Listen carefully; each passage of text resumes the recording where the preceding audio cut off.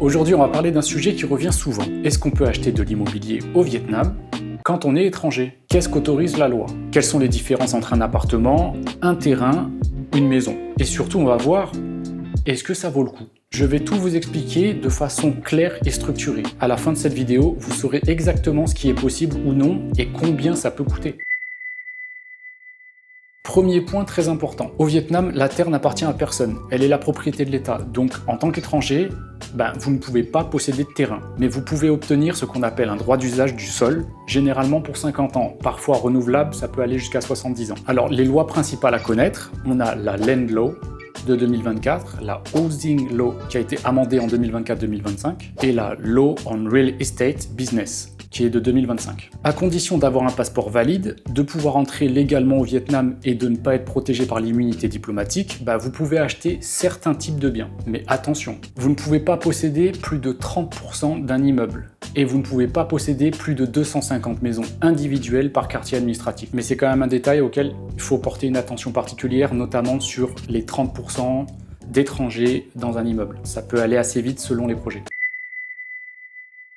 On va maintenant voir les trois catégories principales. Alors, les appartements ou condos, c'est la forme la plus simple et la plus sûre pour les étrangers. Vous pouvez être propriétaire de l'appartement pendant 50 ans, c'est renouvelable. Ça peut aller jusqu'à 70 ans comme j'ai expliqué. Donc vous recevez le fameux livre rose, Pink Book en anglais, qui est donc le titre de propriété de l'appartement, pas du terrain.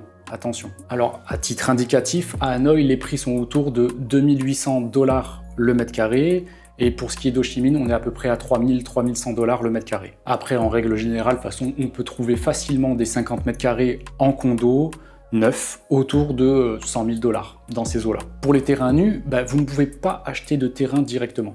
C'est pas possible. Mais vous pouvez obtenir un bail d'exploitation du sol de 50 à 70 ans dans le cadre d'un projet. Donc si vous construisez une maison dessus, vous possédez la structure, mais pas la terre. C'est un peu comme en Thaïlande, je crois, sur ça. Donc pour les maisons et les villas, vous pouvez acheter une maison dans un projet immobilier qui a été approuvé. Et là, c'est un point auquel il faut porter une attention particulière, c'est qu'on est limité à 250 maisons maximum par quartier pour les étrangers. Donc il faut bien se renseigner au préalable. Et le bail, c'est la même chose, c'est 50 ans et ça peut être renouvelable. Idem, j'ai regardé un petit peu ce qui se faisait sur Hanoï, Ho Chi Minh, Da Nang. Certaines maisons commencent autour de 100 000 $. On peut en trouver bien moins cher, comme à Da Nang, j'en ai vu pas mal qui étaient en dessous des 50 000 $, mais il y a beaucoup de travaux à faire. Donc si on parle de maisons, soit dans des projets maisons neuves, ou au pire des maisons qui ont déjà été construites mais qui sont quasi neuves, ça va tourner dans ces eaux-là, c'est autour de 100 000 $. Après, dans des projets complexes comme par exemple le Vinhome Grand Parc à Ho Chi Minh, là ça peut très vite monter. Les prix c'est autour de 1 million, 1,2 million la maison. Et ça peut parfois aller même bien plus... Ça peut être parfois même bien plus cher que ça.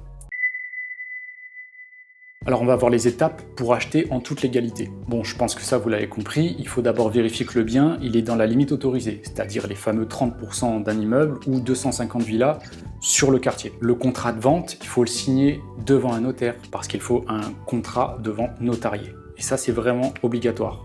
Si on vous propose autre chose, c'est que c'est pas légal. Alors pour ce qui est du dépôt, si on parle de projet neuf, il faut savoir qu'on demande de payer 5% maximum lors du dépôt. Et j'insiste bien sur ce point des 5% parce que c'est la loi qui limite les versements avant l'obtention du fameux livre rose, le Pink Book.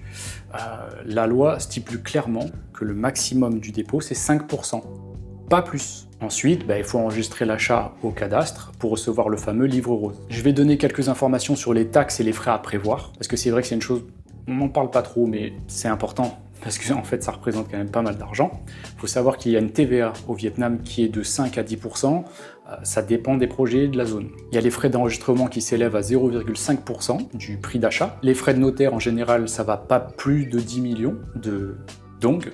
10 millions, ce qui fait à peu près 330 €, 340 € environ. Et les frais de maintenance, alors c'est environ 2% du prix de vente.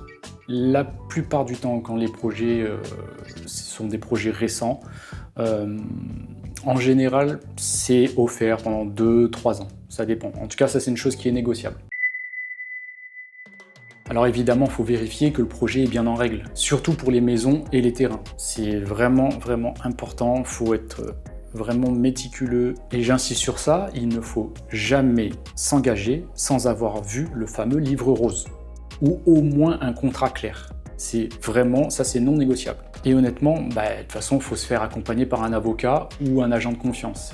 Et encore que les agents, moi je recommande vraiment clairement de prendre des avocats et un cabinet réputé. Et enfin, certains projets, on n'a pas forcément d'informations sur les zones autorisées ou interdites aux étrangers, et donc il faut vraiment se renseigner sur ça parce qu'il y a des zones sensibles, interdites aux étrangers, ou qui peuvent le devenir parce qu'il y a par exemple des zones militaires, des terrains militaires ou des infrastructures stratégiques, etc. Donc il faut faire très attention à ça, il faut vraiment se renseigner. C'est pour ça que j'insiste, prenez des avocats si vous souhaitez acheter, investir dans l'immobilier au Vietnam. Donc en conclusion, acheter au Vietnam, c'est possible. Mais c'est pas aussi simple que dans d'autres pays, c'est clair. Et pour cause, il faut connaître les lois, il faut connaître les limites, et puis il faut être bien entouré.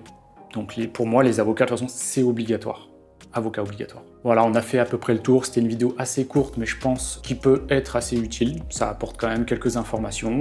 Je vais mettre en source, évidemment, tout ce qui est articles de loi, etc. pour vraiment sourcer, que ce soit clair pour tout le monde.